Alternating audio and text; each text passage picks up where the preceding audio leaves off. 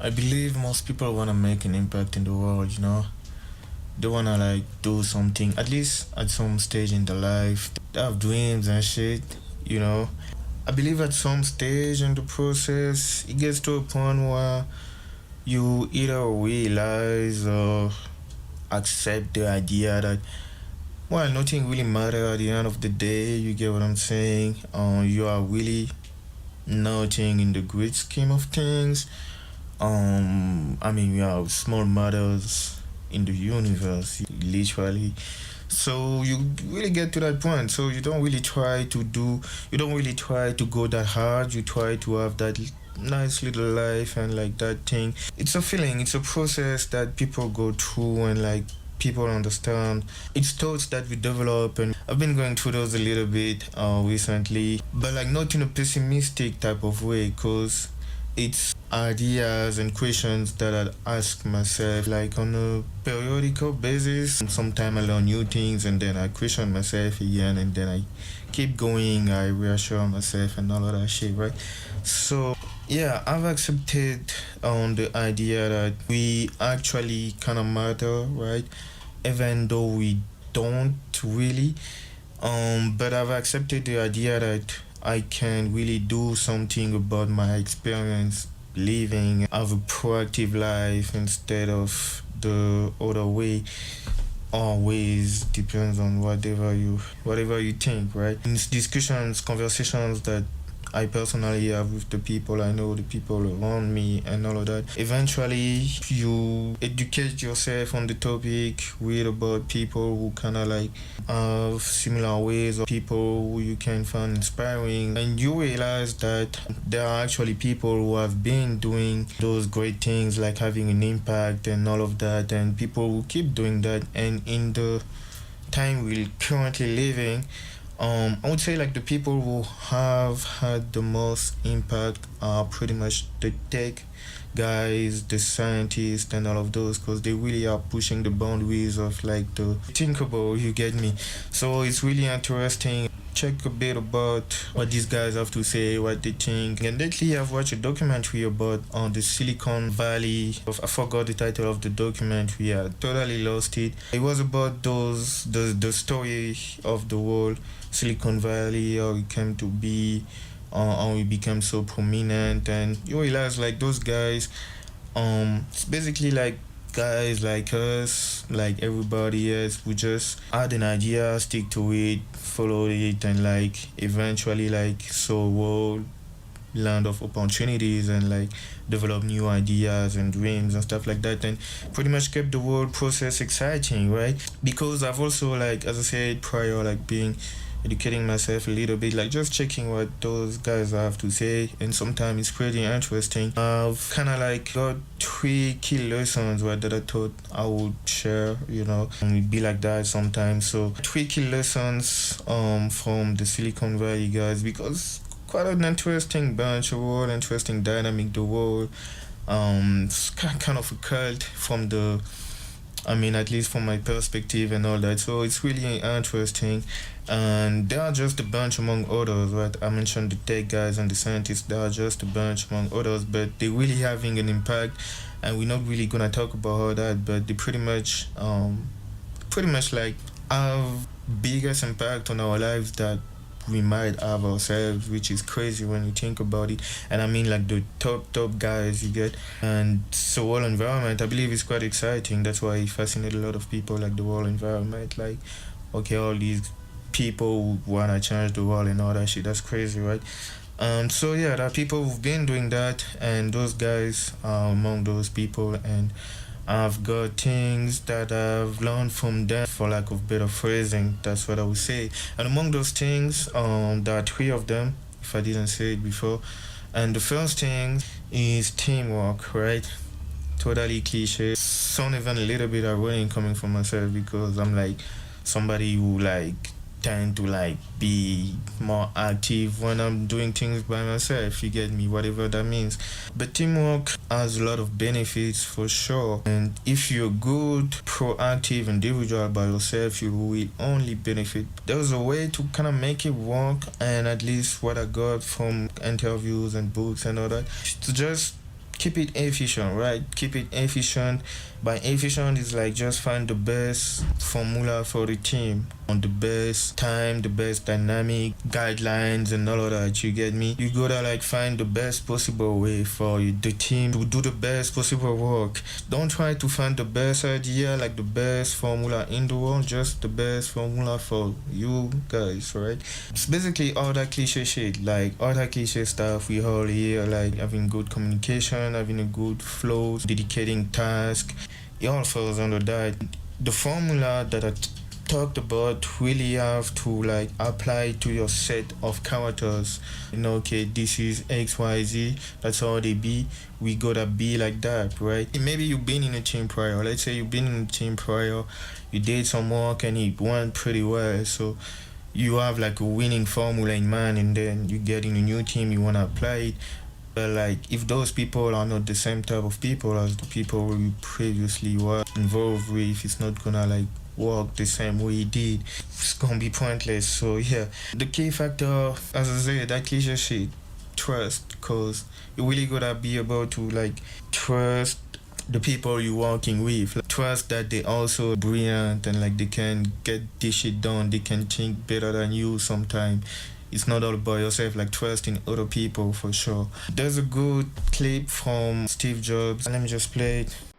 We all meet for 3 hours once a week, and we talk about everything we're doing, the whole business. And there's tremendous teamwork at the top of the company, which filters down to tremendous teamwork throughout the company.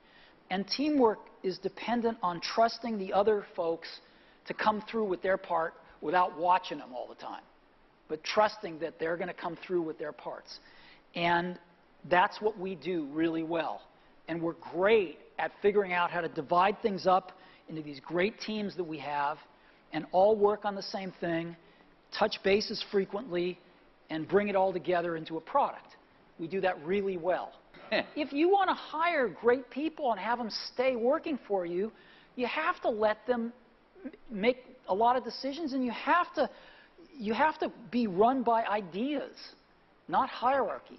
The best ideas have to win. So otherwise, good people don't stay. To just add up a little bit on that, you gotta also understand that to trust your people, you gotta surround yourself with capable people who got skills, right? Because they got those skills, you trust them, and you gotta understand like they can be right, they can find the right formula, they can do it the right way. Another good example on that is an interview of the Google founders Larry Page and Sergey Brin with Mr. Kosler. This was like a decade ago or so, I think. They talk about Google, how it came to be, and I think one of the people in the audience asked them if they disagreed a lot, and they said something in the lines like, yeah, we do, but when we do, it's a sign that the work is not done yet, because when the work is done, it's quite obvious. Let me play the clip. Have you sort of like fundamentally disagreed on something at all over the last 15 years, and how did you resolve?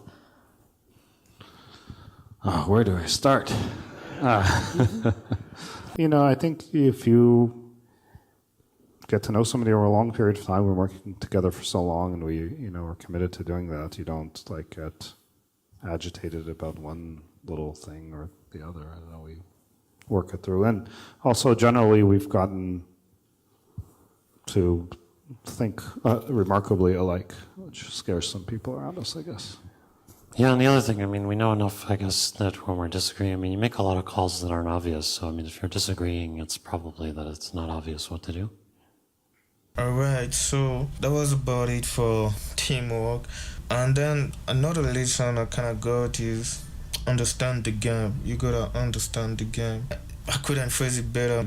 What I mean by understand the game is like just understand how things go. Things pretty much move in cycles. It's the same cycles repeating themselves, obviously with different factors and different things like going on. So once you understand that, those cycles and like the signs around them, a good example of that is from that same interview played prior, where even back then people were already asking about the fear of AI, and even prior to that interview, to be fair, about the fear of AI replacing us, because it's a hot topic now. And let's hear what they had to say. But I do think that, a lot of the things that people do have been over the past century replaced by machines and will I think, continue like, to be. 90% of people used to be farmers, no? Yeah, no, it's So the it's happened example. before, you know, Yeah. it's not surprising. Yeah, the vast majority of employment shifted from farming to only needing about 2% of the U.S. workforce. That happened between 1900 and the year 2000. And I see the beginnings of that happening again with the rapid acceleration the next 10, 15, 20 years. I mean, I totally believe we should be living in a time of abundance, you know, like Peter Diamandis' book. I think, like, if you really think about the things that you need to, like, make yourself happy, you know, it's like housing, security, opportunity for your kids. I mean, anthropologists have identified these things. I mean, it's not that hard for us to provide those things. Like, I mean, the amount of resources we need to do that, the amount of work that actually needs to go into that, it's pretty small. You know, I'm guessing less than 1%. Yeah. At the moment. So the idea that everyone needs to work frantically to meet people's needs is just not true. So I do think there's a problem that we kind of don't recognize that, and I think there's also like kind of a social problem that a lot of people aren't happy if they don't have anything to do. So we need to give people things to do, you know. You need to feel like you're needed and wanted and have something productive to do. But I think the mix with that and the industries we actually need and so on there's not a good correspondence. That's why we're busy destroying the environment, doing other things maybe we don't need to be doing. So I'm pretty worried until we figure that out, we're not going to have a good outcome. I'll quibble a little bit that I don't think in the near term the need for labor is going away. I mean, it gets shifted from one place to another, but people always want more stuff or more entertainment or more creativity or more something. I mean, I think it's kind of an imperfect system, so there's no reason that it really will correspond. There's been some economics arguments that that's not as true now as it has been. But I mean, that could be to other kinds of governance problems and so on. But nobody really knows the answer to that question. So yeah, you understand the game, understand it's about cycles, things repeat themselves, and you also gotta understand your environment. You know, like, okay, I live in that environment, this is what I have access to, this is what I can do, this is what those people need. So that's how you get an impact, that's how you contribute and all that, right? Understanding the environment is also understanding the people, understanding like when you do X, Y, Z, you're gonna have like 1, 2, 3 reactions, or like you're gonna have those outcomes, or like those are the most likely outcomes you're gonna get. Like understanding the people, on the mentality and like the reactions, so that you don't trip. To just put it simply, there was a lady, I believe her name is Pamela Slim. She was also working in the Silicon Valley space for quite some time, and now I think she's a speaker. And in an interview from also about a decade ago, she talked about like our relationship, how they change when, for example, you get focused, or like your habit change. For example, you start pursuing something, the type of reaction you might expect from like people or such. But occasionally there are times where when people really start to pursue what they're interested in, some of their relationships change, right? Sometimes marriages end or friendships end, and sometimes it's actually because in the long term they're not really, aligned for the new direction. Still in understanding the game, the cycles, the environment, and all the aspects attached to it. Understanding all that will actually allow you to be patient and see the bigger picture. I mean, we all don't operate at the same scale, that's for sure. We don't all have access to the same things, but there is always a bigger picture. If you lived now, if you've been in a situation where there was a better picture that you did not see or did not acknowledge, and you acted a bit rashly because maybe you didn't have the right information. Now maybe with the things you know about life, it seemed obvious, like, oh shit, that was so obvious, but you couldn't see that earlier because you didn't understand the game, you get me? So recently the Google CEO, he had a talk on that, the Decoder podcast, and he talked about the future of AI amongst other things. He pretty much thought about what I was trying to say, I think. Look, do you think in 2004, if you had looked at Gmail, which was a 20% project which people were internally using internally as an email service, how would we be able to think about, Gmail is what led us to do workspace, get into the enterprise. I made a big bet on Google Cloud, which is, tens of billions of dollars in revenue today, right? And so my point is, things build out over time, right? Think about the journey we have been with Waymo, right? And so I think one of the mistakes people make often in a period of rapid innovation is think about what is that next big business versus looking at the underlying innovation and say, can you build something and put out something which people love and use, right? And out of which you do the next thing and create value out of it. I always like to point out when the internet happened, Google didn't even exist, right? I think so when you think about, I think AI is going to be bigger than the internet.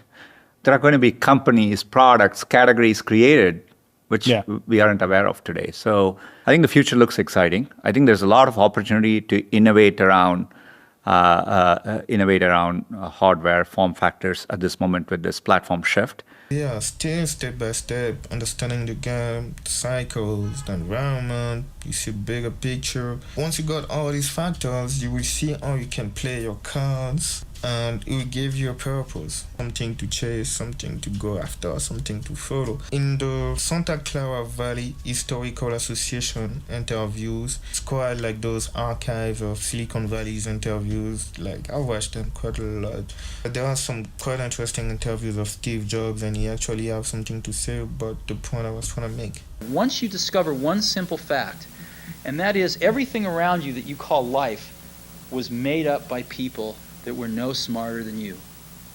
And you can change it. You can influence it. You can build your own things that other people can use.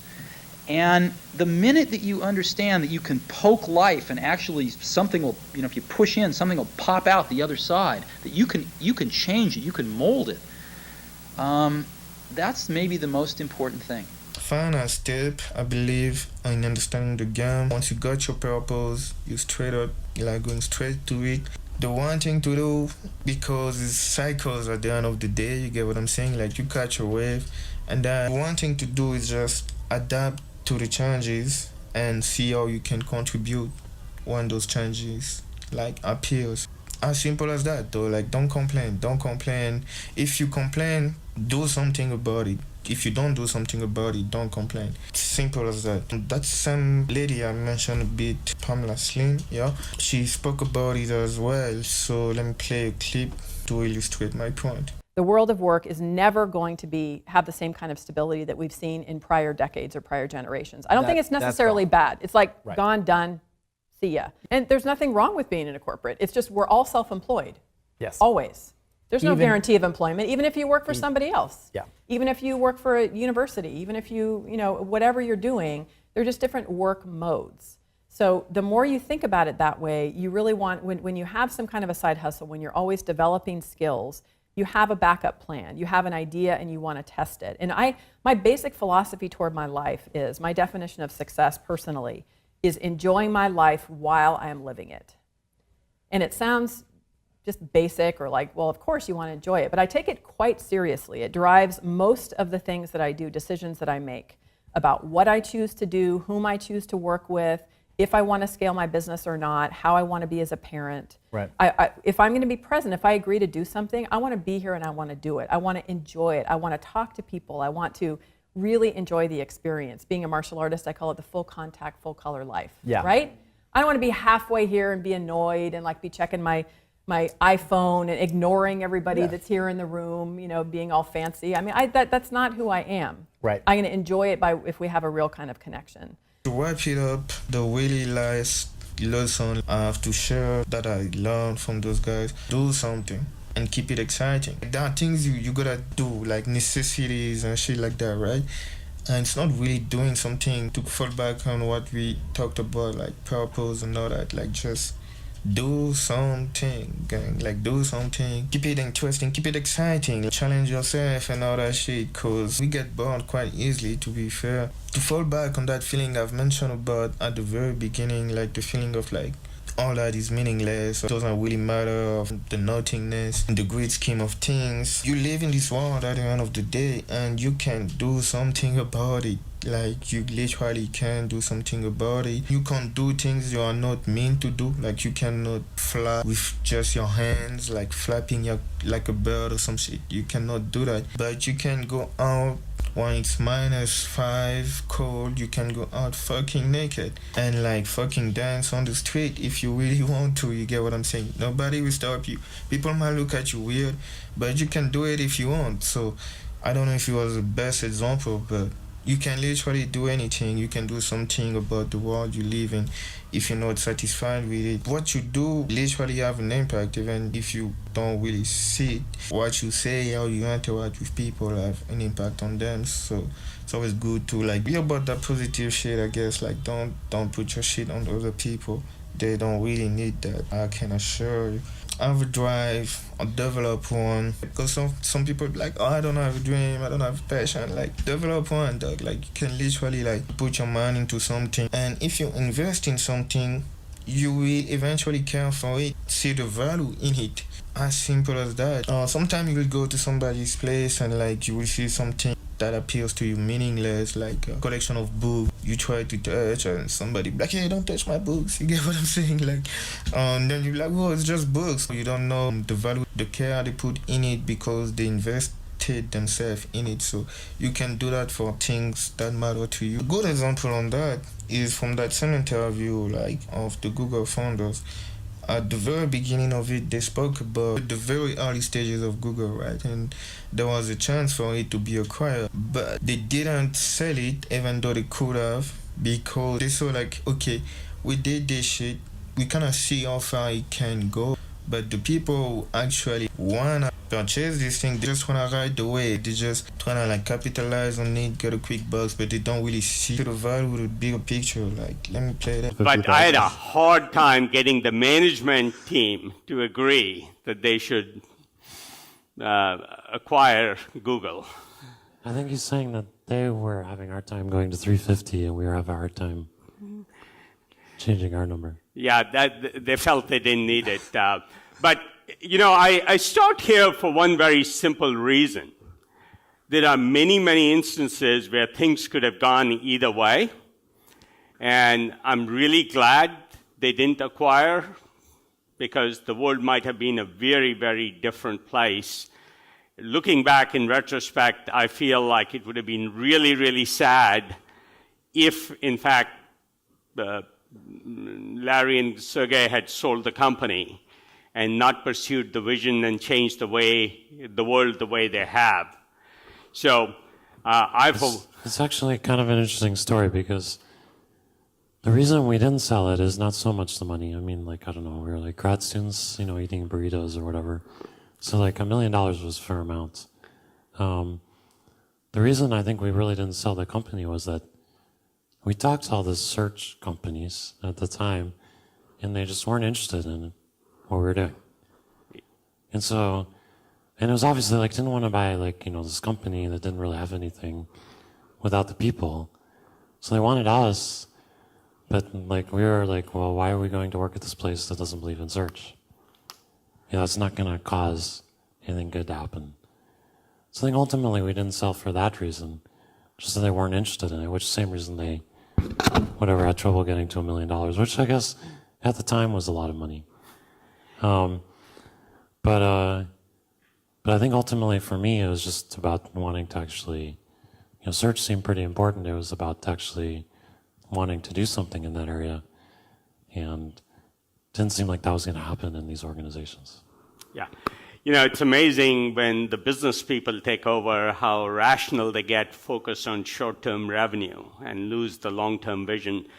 So yeah, keep it exciting. Care about things. Caring will just keep you proactive and productive, driven, feeling needed, useful. They are basically basic human needs. We are just creations, right? Created beings, and we are meant to create. So keep creating, because creating is where it happens. It's where the magic happens. We create things, though. We all creators. Even the text message you send, conversation, you created it. Like, that's you. Like, be proud of it. Yeah, let me play an example of that, the power of creating. To me, really what ends up happening when you begin to focus on things that you're interested in is you really get invested in the power of creation. And to me, creating is where everything everything that's interesting happens. It's where we learn and grow.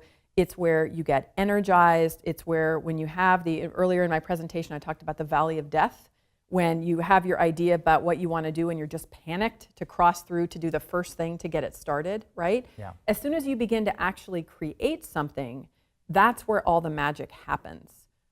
Believe it or not, I was watching CNN and Piers Morgan was interviewing LL Cool J right before the Grammys, because he hosted the Grammys. It was during the elections and we're all like yelling at each other online and, you know, being unpleasant as we tend to do recently for some reason. And so Piers said, you know, LL, like how can we keep America great? Like how can we kind of bring America back to greatness? When I think of people who I want to give advice on the future of the company, LL Cool J I comes knew immediately it. See, to that's mind. why. Yeah. I knew that exactly. Well, you'd be surprised, a smart guy. And he said, you know, first of all, America's always great, you know, as is the rest of the world. But what we need is we need to be creating. For the kids that have way too much money in the Hamptons that are just running around causing havoc, right? They need to create something. They need to have something to create. For kids that are in the neighborhoods where they don't have anything to do, they need to create something. And I thought, in my experience running a martial art organization, working with a lot of kids that came from rough situations, parents in jail, you know, members of gangs, really, really rough poverty, abuse, what got them over that valley of death into a really positive direction, and I'm proud to say all of the kids we initially worked with graduated from high school, which was not at all the norm, right, for kids in their situation, was creating something, was being excited by the art of capoeira, seeing what their bodies could do, working with other people, you know, feeling the music and creating and doing something. And finally, because I think it's already quite long now, and I've been talking, the really last thing, and it's really important that I end it by that is take that step. You get me? You're not gonna change the world in one day if it's like that what you really wanna do. You might never do it, but you can take that step. Somebody might pick it up, and you don't know how far you can go. So you gotta ask. Don't be shy. Ask your way out in everyday life. Really, like I'm having examples and images like flashing in my head, but in everyday life, like just ask. It's a lot of opportunities we don't miss because we didn't ask for it. They were there. They were like, we saw them. We didn't ask, and like, oh, gone. And then we complain like, oh, fuck. But I made a sign though, I tried to make myself be seen. But you didn't ask though, like just ask, you get what I'm saying? So take that step and like, yeah, so from those Santa Clara archives, Steve Jobs, back then, he said something beautiful about it, and I think we just earned by it, so, yeah. Most people don't get those experiences because they never ask. I've never found anybody that didn't want to help me if I asked them for help. I always call them up. I called up, this will date me, but I called up Bill Hewlett when I was 12 years old, and he lived in Palo Alto. His number was still in the phone book. And he answered the phone himself. He said, yes? He said, hi, I'm Steve Jobs. I'm 12 years old. I'm a student in high school, and I want to build a frequency counter. And I was wondering if you had any spare parts I could have. And he laughed, and he gave me the spare parts to build this frequency counter, and he gave me a job that summer in Hewlett-Packard, working on the assembly line, putting nuts and bolts together on frequency counters. He got me a job in the place that built them. And I was in heaven. Most people never pick up the phone and call. Most people never ask. And that's what separates sometimes the people that do things from the people that just dream about them. You gotta act. And you've got to be willing to fail. You've got to be willing to crash and burn. You know, with people on the phone, with starting a company, with whatever. If you're afraid of failing, you won't get very far.